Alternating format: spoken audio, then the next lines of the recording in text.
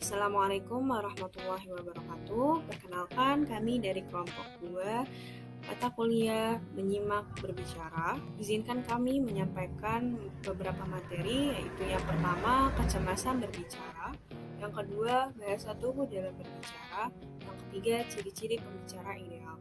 Sebelum memasuki materi, izinkan saya memperkenalkan diri dan juga memperkenalkan teman-teman saya. Perkenalkan, nama saya Aska Nabila Sahal dengan NPM 2021-21-500-475, dan teman-teman saya diantaranya ada Sari Pandu Hasana Alatas dengan NPM 2021-500-261, ada Nur Fajriya Isnainia dengan NPM 2021-500-232, ada Gevira Nur Fatima dengan NPM 2021-21200-237, dan ada Hasnafa Nuhuyanan dengan NPM 2021-21500-469. Baik, selanjutnya materi pertama akan disampaikan oleh Hasnafa Nuhuyanan. Kecemasan berbicara. Kecemasan berbicara seringkali diartikan sebagai perasaan takut, gugup, dan cemas ketika hendak berinteraksi dengan orang lain. MC Kroskey, 1989. Kecemasan adalah suatu keadaan emosional yang mempunyai ciri keterangsangan fisiologi, perasaan tegang yang tidak menyenangkan, dan perasaan aprehensif bahwa sesuatu yang buruk akan terjadi. Nevitt 2005. Teher 2005 mendefinisikan kecemasan berbicara sebagai pola dari kecemasan yang bisa mempengaruhi komunikasi oral dan kesuksesan seorang mahasiswa. Body 2010, kecemasan berbicara merupakan subtype spesifik dari kecemasan berbasis komunikasi di mana individu mengalami gairah fisiologi, kognisi diri yang negatif, dan perilaku seiring dalam menanggapi presentasi yang diharapkan atau aktual. Berdasarkan dari pengertian di atas, kecemasan berbicara adalah suatu pola dari kecemasan yang mempengaruhi komunikasi, oral, dan fisiologi seseorang saat berinteraksi. Kecemasan berbicara menimbulkan perasaan aprehensif atau keadaan kekhawatiran tentang sesuatu yang buruk akan terjadi saat ia bicara. Baik, terima kasih Hasnafa. Selanjutnya, aspek kecemasan akan dijelaskan oleh Gevira Nur Fatima. Selanjutnya ada aspek kecemasan, yaitu yang pertama meliputi kecemasan berbicara di depan umum atau about public speaking. Kecemasan berbicara ini dapat terjadi ketika individu melakukan komunikasi di depan khalayak ramai. Contohnya seperti pada saat berpidato atau pada saat memberikan presentasi di suatu forum.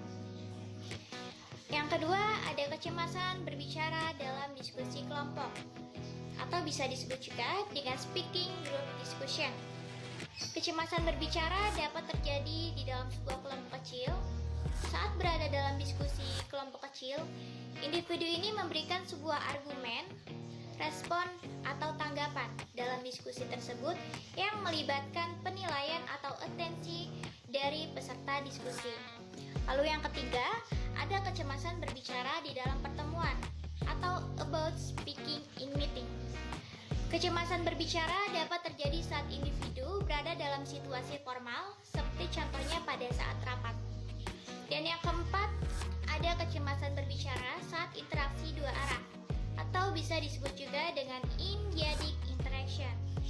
In-dyadic interaction ialah kecemasan berbicara saat individu melakukan percakapan dengan orang lain. Dan untuk aspek yang digunakan dalam penelitian ini yaitu menggunakan aspek MC Kroskey 1984, yaitu berbicara di depan umum, berbicara di suatu kelas, berbicara di kelompok kecil saat berdiskusi, dan berbicara saat interaksi dua arah atau diadik. Kemudian ada faktor kecemasan yaitu meliputi situasi baru. Individu secara tidak sengaja menjadi takut pada saat situasi tertentu. Misalnya, seseorang yang tidak pernah mengikuti wawancara, ia akan melakukan wawancara perdananya. Maka si individu ini akan merasa atau akan berada di dalam situasi yang serba baru baginya. Si individu ini tidak yakin apa yang ia lakukan dan kebingungan bagaimana ia harus bertingkah. Yang kedua, ada situasi formal. Situasi formal di sini cenderung diasosiasikan sebagai menentukan jenis perilaku yang layak pada situasi-situasi tertentu. Kecemasan komunikasi akan muncul pada situasi formal karena pada situasi ini terjadi pembatasan yang sempit pada macam perilaku yang dapat diterima. Dan yang ketiga, ada status bawahan. Kecemasan komunikasi dapat muncul pada saat situasi interaksi dalam posisi subordinat.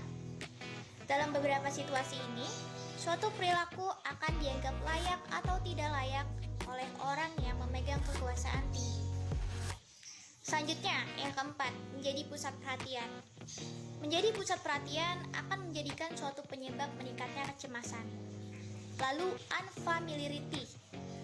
Walaupun tidak semua orang akan melakukan reaksi yang sama pada orang yang tidak dikenal atau baru saja dikenalnya, tetapi kebanyakan orang akan merasa lebih nyaman pada saat melakukan komunikasi dengan orang yang dikenal daripada tidak dikenalnya. Dan ada dissimilarity. Saat seorang individu berada dalam sebuah diskusi kelompok, tanggapan individu berbeda dengan orang kebanyakan. Dan maka kecemasan berbicara itu akan muncul.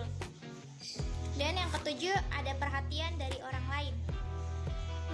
Mendapatkan perhatian biasanya dari orang lain akan merupakan situasi paling nyaman.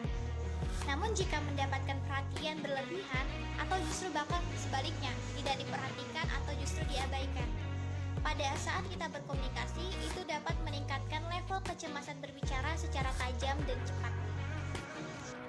Baik, terima kasih Gevira Nur Fatima. Selanjutnya, materi selanjutnya yaitu bahasa tubuh dalam berbicara akan dijelaskan oleh saya sendiri, yaitu Askara Bilasal. Komunikasi yang terjadi dalam kehidupan di masyarakat dipilah menjadi dua, yaitu komunikasi dengan bahasa dan komunikasi dengan non-bahasa. Gerakan anggota tubuh sebagai sarana komunikasi yang sering digunakan oleh manusia dalam kesehariannya dapat digolongkan sebagai komunikasi nonverbal atau disebut dengan komunikasi non-bahasa. Gerakan anggota tubuh sebagai bentuk komunikasi nonverbal merupakan produk budaya. Sebagai produk budaya, bahasa tubuh juga memiliki banyak persamaan dengan bahasa. Misalnya, kata stop yang bermakna berhenti memiliki makna yang sama dengan bahasa tubuh lengan diangkat lurus ke udara dengan tangan di depan muka. Nah, ini berarti stop. Pada umumnya, non-linguistik termasuk di dalamnya dan dalamnya bahasa tubuh merupakan bagian dari budaya suatu daerah atau bangsa. Baik, selanjutnya ada makna bahasa tubuh. Yang pertama, tangan kanan di dekat ke dada. Ini berarti saya. Tangan kanan dilambai-lambaikan ke atas. Selamat tinggal.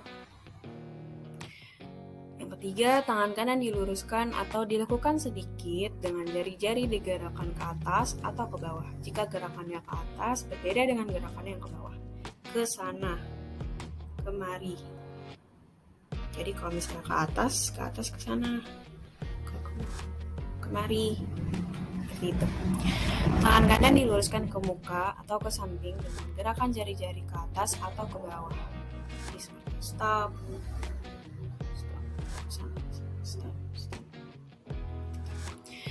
Selanjutnya, kepala diangguk-anggukan.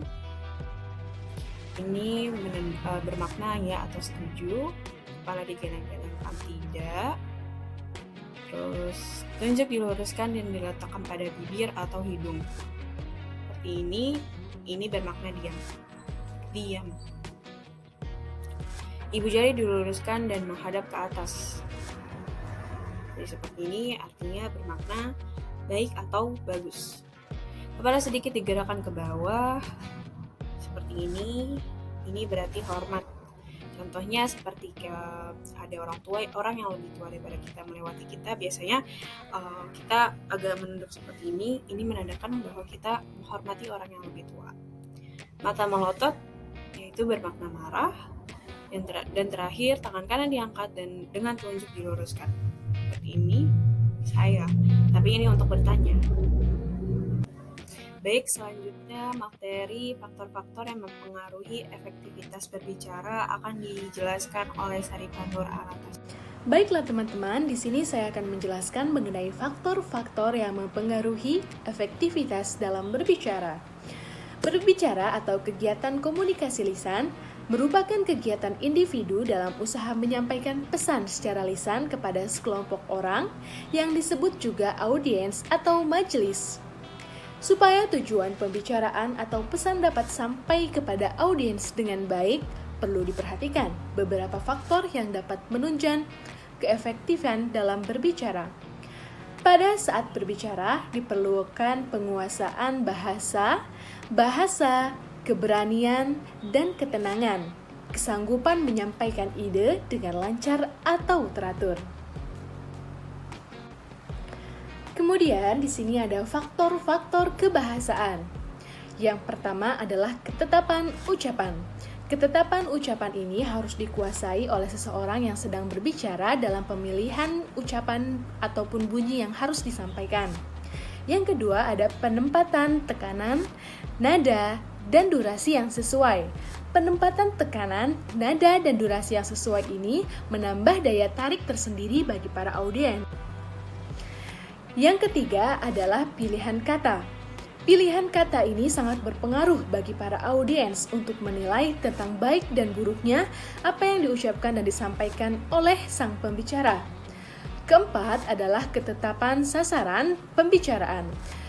Ketetapan sasaran pembicaraan ini termasuk pada kalimat yang disampaikan oleh sang pembicara kepada pendengarnya. Baik, terima kasih Sarifah. Selanjutnya, faktor non-kebahasaan akan dijelaskan oleh Nur Fajriah. Faktor non-kebahasaan meliputi 1. Sikap yang wajar, tenang, dan tidak kaku. Seorang pembicara dituntut memiliki sikap positif ketika berbicara maupun menunjukkan otoritas dan integritas pribadinya, tenang dan bersemangat dalam berbicara. Yang kedua yaitu pandangan harus diarahkan ke lawan bicara. Maksudnya di sini yaitu mampu mengarahkan pandangan matanya kepada semua yang hadir agar para pendengar merasa terlihat dalam pembicaraan. Pembicara harus menghindari pandangan mata yang tidak kondusif, misalnya melihat ke arah samping atau menunduk. Yang ketiga, ada kesediaan menghargai orang lain. Maksudnya di sini yaitu jujur dalam mengemukakan pendapat, pikiran, perasaan atau gagasannya, dan bersedia menerima kritikan dan mengubah pendapatnya kalau ternyata memang keliru atau tidak dilandasi argumentasi yang kuat. Yang keempat yaitu gerak-gerik dan mimik yang tepat.